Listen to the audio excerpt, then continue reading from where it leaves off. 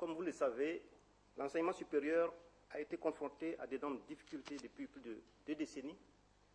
Effectif pléthorique des étudiants, insuffisance de salles et de ressources humaines, violence sur les campus, faiblesse de financement, obsolescence des équipements scientifiques, etc.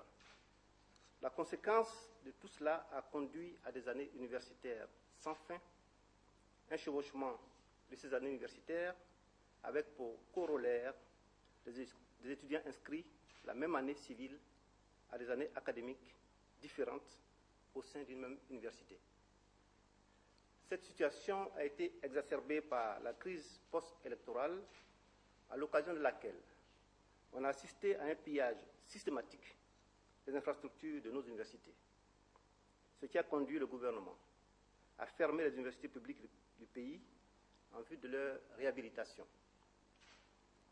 À l'issue de la réhabilitation qui fut une réhabilitation d'envergure, la rentrée universitaire 2012-2013 a eu solennellement lieu le 3 septembre 2012, date à laquelle fut lancé le concept de départ nouveau, qui est censé marquer une rupture avec les anciennes tares de notre système d'enseignement supérieur évoqué plus haut.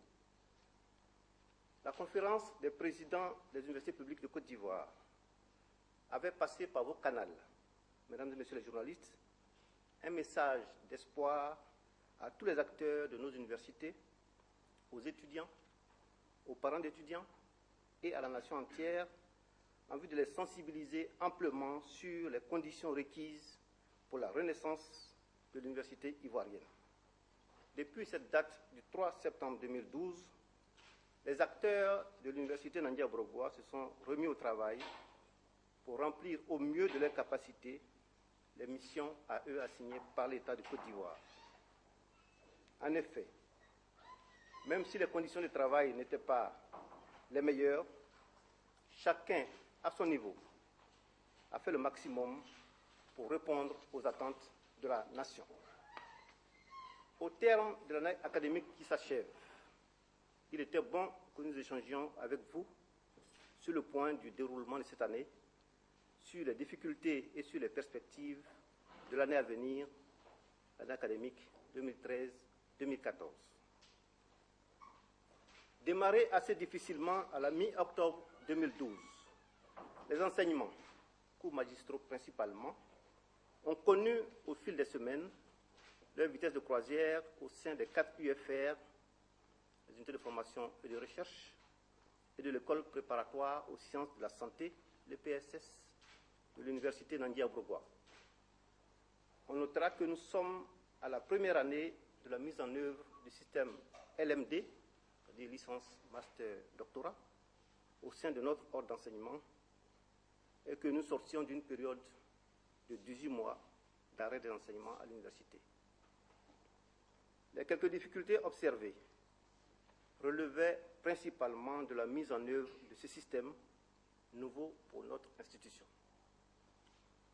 Les travaux dirigés ont pu être assurés dès que les listes d'étudiants enrôlés ont été consolidées au niveau de la Direction de l'information scientifique et technologique, la DIST, du ministère de l'Enseignement supérieur et de la Recherche scientifique.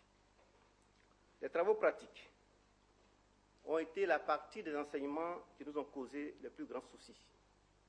En effet, le matériel scientifique et technique, indispensable à la dispensation de ce volet de la formation de nos étudiants, n'a commencé à être livré qu'au mois de juin 2013. Au 3 août 2013, date de départ en vacances, la situation académique à l'UNA, selon les UFR, était la suivante. À l'UFR SN, c'est-à-dire UFR Sciences de la Nature, tous les enseignements sont achevés et les évaluations faites. En licence 1 et 2 de Sciences de la Nature, les résultats sont proclamés.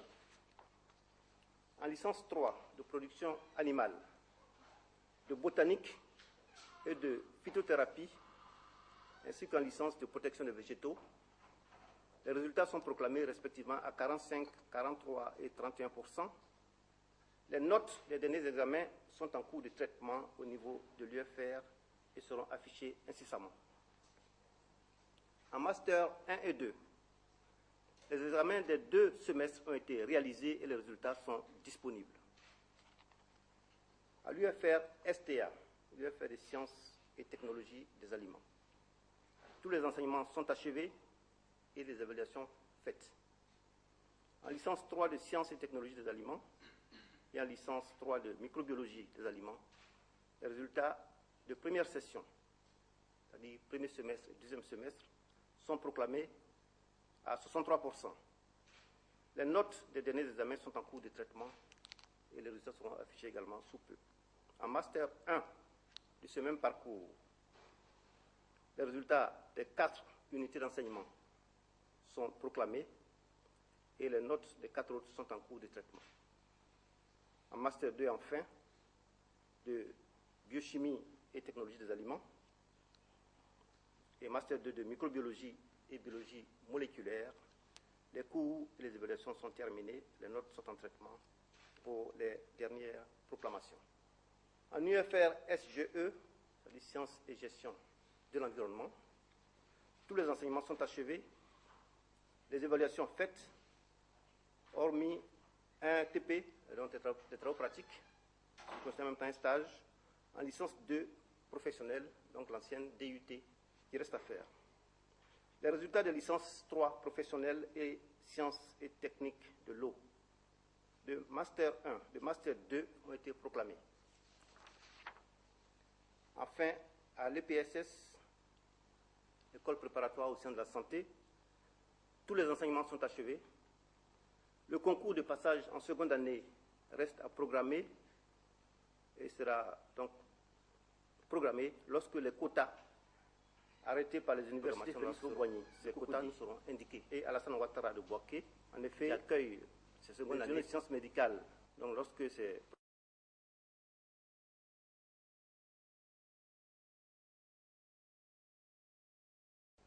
en deuxième année sont accueillis à l'université Félix Houphouët-Boigny et également à l'université Alassane Ouattara de Bouaké.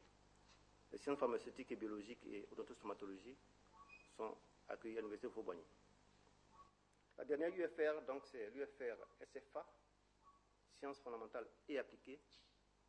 Au sein de cette UFR également, mis à part une unité d'enseignement en MIAGE pour un retard dans la mise à disposition des logiciels informatiques pour ce parcours-là. Pour l'UFR de sciences fondamentales et appliquées, 10 thèses de doctorat ont été soutenues. En sciences et gestion de l'environnement, l'UFR SGE, 19 masters ont été soutenus et 23 thèses de doctorat également soutenues.